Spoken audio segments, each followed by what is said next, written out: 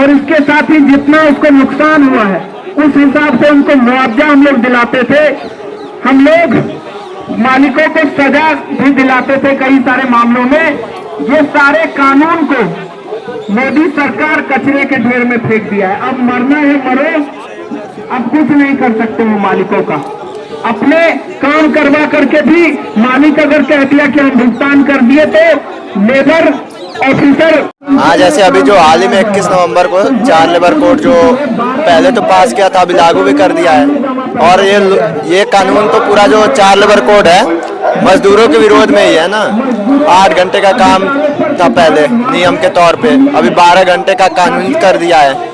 और तनख्वाह तो पहले से भी कम कर दिया, यानी कि ये कर दिया है कि एक क्या थी और अब क्या है। दिल्ली में तो मिनिमम हेल्पर का 18,000 कुछ था, लेकिन स्टेट ने तो अभी चेंज नहीं किया है। लेकिन जैसे जो नियम आया है ये 4 लेबर कोड, इसके हिसाब से मतलब एक दिन का 178 रुपये मिलता है या महीने का 4,628। फिर भी मजदूरी ये नहीं कह सकते कि सैलरी कम मिल रही, दिहाड़ी कम मिल रही, तो ये तो मजदूरों के विरोध में ही है।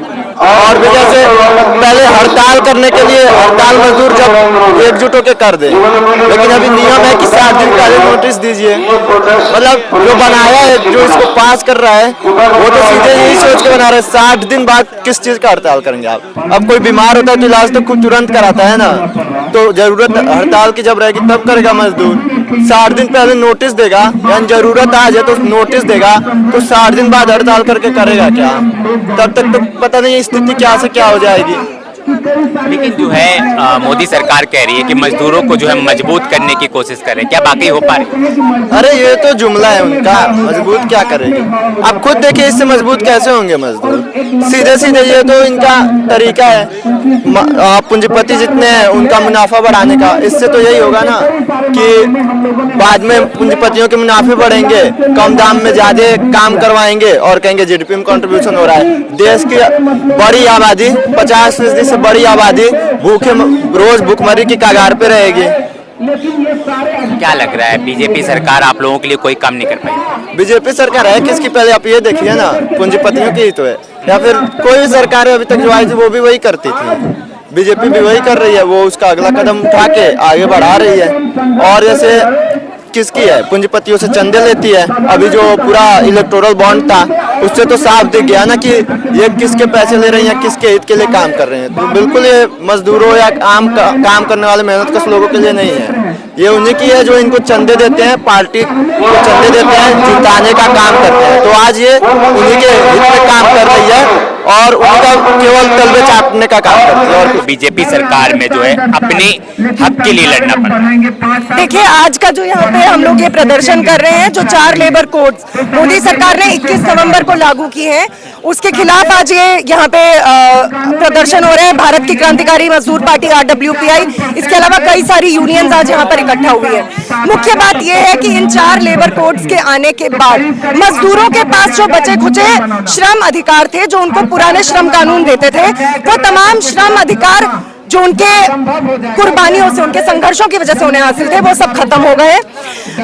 अब सरकार जो है वो पूंजीपतियों को खुली छूट दे रही है कि आप हायर एंड फायर की नीति कानूनी तौर पे, पहले भी होता था, ये कोई नहीं कह रहे कि पहले ऐसा नहीं होता था, ठेका प्रथा पहले भी लागू होती थी, लेकिन मोदी सरकार ने अब इसको कानूनी रूप दे दिया है। अब फिक्स टर्म एम्प्लॉयमेंट की एक नई अवधारणा इन्होंने स्थापित की है, जिसमें मैं परमानेंट नेचर के काम में छोटे पीरियड के लिए मैं कॉन्ट्रैक्ट पे रख सकता हूँ, फिक्स टर्म एम्प्लॉयमेंट पे, मतलब एक स्पेसिफिक पीरियड के लिए मैं मजदूरों को रख सकता हूँ, कर्मचारियों को रख सकता हूँ। मुझे उन्हें मिनिमम वेज देने की जरूरत नहीं है, मुझे उन्हें काम के 8 घंटे उनके लिए लागू करने की जरूरत नहीं है, मुझे उन्हें कोई भी सोशल सिक्योरिटी बेनिफिट देने की जरूरत नहीं है, क्योंकि अब वो सारा सेफ्टी नेट जो ये कानूनी प्रोविजंस मजदूरों का हासिल थे, वो सब मोदी सरकार ने हटा दिए।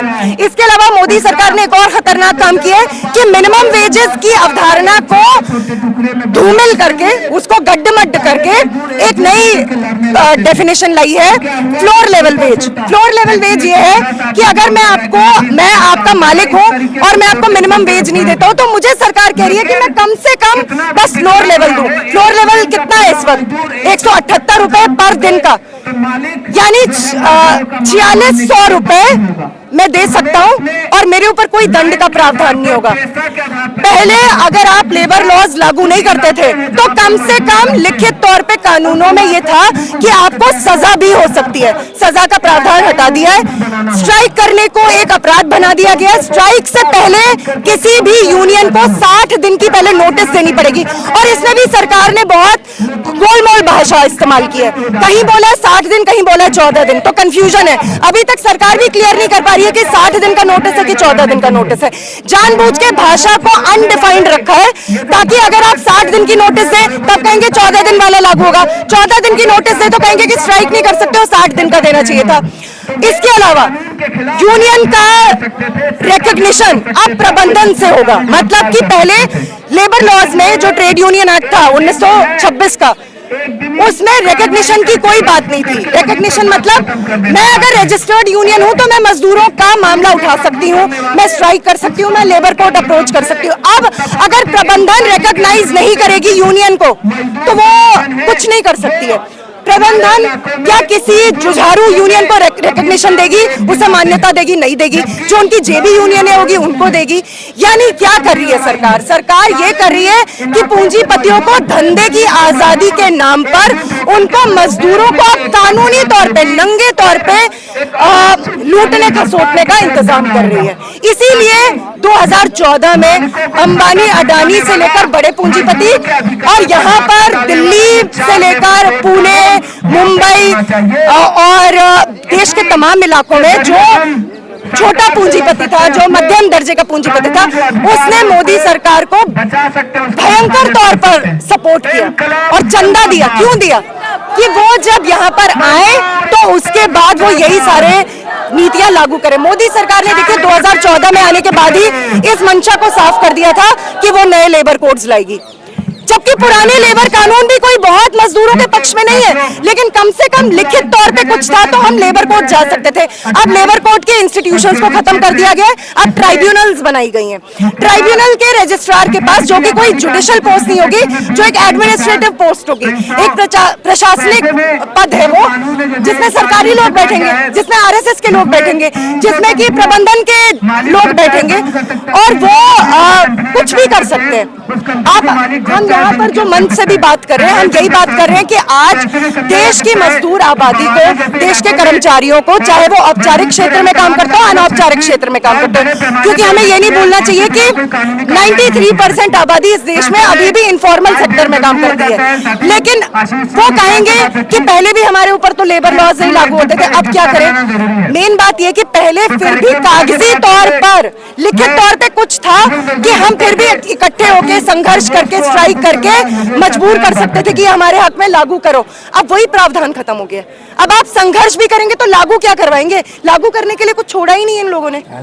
तो इसलिए आज हमें ये समझना पड़ेगा कि तमाम जितनी भी केंद्रीय ट्रेड यूनियनें हैं, स्वतंत्र ट्रेड यूनियनें हैं और मजदूरों, मेहनतकशों, कर्मचारियों की असंगठित, संगठित सारी आबादी, उसको ये बात समझनी होगी कि हमारे पास अब अपने संघर्ष को तेज किए बगैर कोई रास्ता नहीं है। अनिश्चितकालीन आम हड़ताल यानी कि इनडेफिनिट जनरल स्ट्राइक, काम ठप करने के अलावा आज कोई रास्ता नहीं है। पहले लोग कहते थे, तमाम ट्रेड यूनियन भी कहती थी कि एक दिन की हड़ताल होती रहती है, उससे क्या हुआ? कुछ भी नहीं हुआ।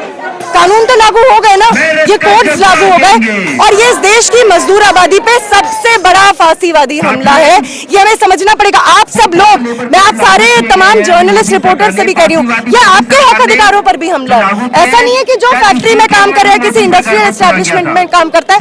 अब इन्होंने क्या किया?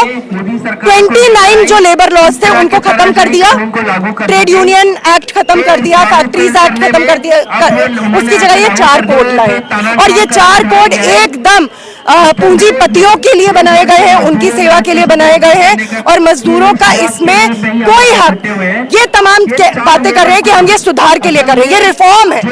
जब भी सरकार और खासतौर पे कोई फांसीवादी सरकार कहे कि हम आपके हित के लिए कुछ कर रहे हैं, आपके सुधार के लिए कुछ कर रहे हैं, हमारे कान खड़े हो जाने चाहिए। हमने देखा अलग-अलग इलाकों में यहाँ पे हमारे साथ में कहा जाता है कि बहुत सारे मजदूर आए हुए हैं और जनता की करार नगर में, हाँ बिल्कुल बिल्कुल, बस ये होता है कि उनकी देश की कैटेगरी में जनता नहीं होती है ना? जो देश में मेहनत करने वाले लोग हैं वो उनकी कैटेगरी में नहीं होती है। उनकी कैटेगरी में देश में जो धन्ना सेठों की जमात है, जो टाटा बिरला अंबानी की जमात है, वही उनके लिए राष्ट्र है, वही उनके लिए देश है। इसलिए मोदी जी है तो मुमकिन है पूंजीपतियों के लिए, उनके लिए वो किसी भी हद तक जा सकते हैं, उनके लिए वो कुछ भी कर सकते हैं। क्या सच में मजदूर जो है ओवर टाइम करते हैं और उनको पैसा नहीं मिलता? नहीं मिलता, नहीं मिलेगा। अब तो कानूनी तौर पे ये प्रावधान किया गया है कि डबल रेट से जो पहले ओवर टाइम का भुगतान करने के लिए तमाम जो मालिक थे वो उनको देना पड़ता, क्योंकि कानूनी तौर पे लिखा हुआ था। लागू कितना होता था वो अलग बात है, अब कानूनन भी इसको खत्म कर दिया गया।